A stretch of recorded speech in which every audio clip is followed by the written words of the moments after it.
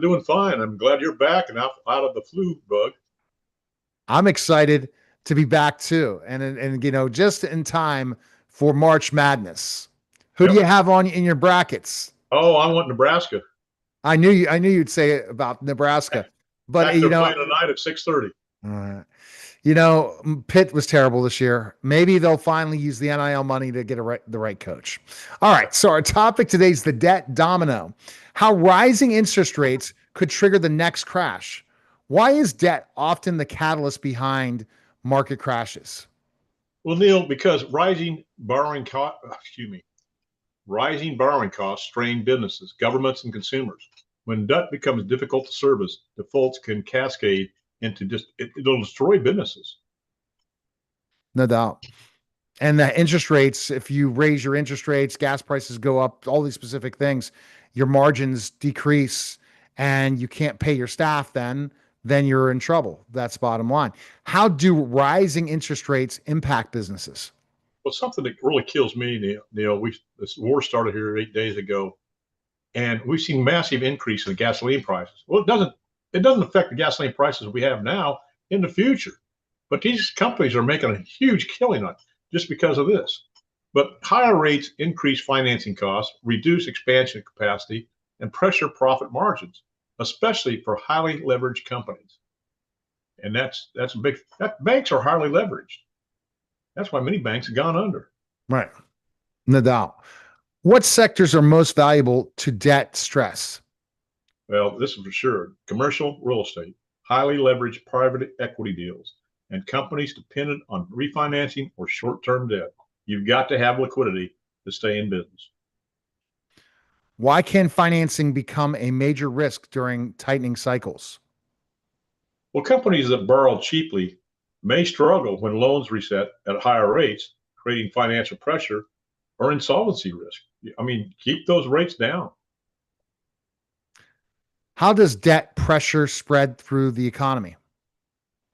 Well, when businesses are spending, layoffs increase, consumer confidence drops, and financial markets react. And it's I see it all the time, but many times they don't have to do this. They're overreacting. That's what we've seen in the last 2 years, Alan. Yeah. Overreaction. Everyone overreacting like economy's done, it's over. I just chose these topics for you as an expert, Alan, because I want you to kind of give people understand if we're sitting here 7 months later, then you should worry, not Yeah. 7 days later. Right. But that's what the news cycle wants to do. The Oh news yeah. cycle wants to scare you into it. Well, Yeah, I don't believe 90% of what the news cycles say anyway.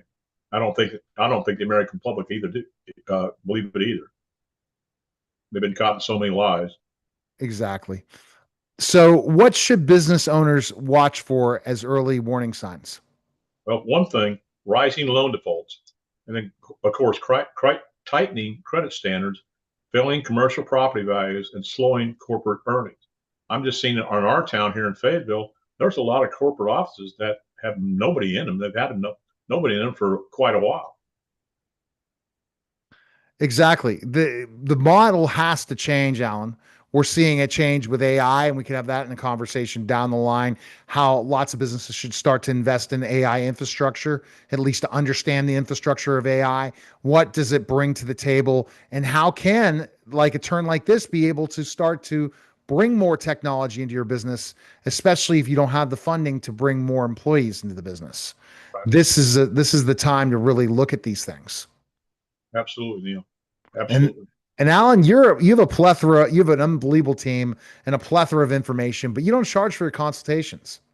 No, I believe in education. I'm very, very passionate about that. And people can call me at 910-551-1046. They can go to my website, which is strategicwealthstrategies.com, where I have a plethora of information. I've got podcasts, I've got videos, you name it, it's on my website. And you can always email me at strategicwealth, the number 0 at gmail.com. And I hope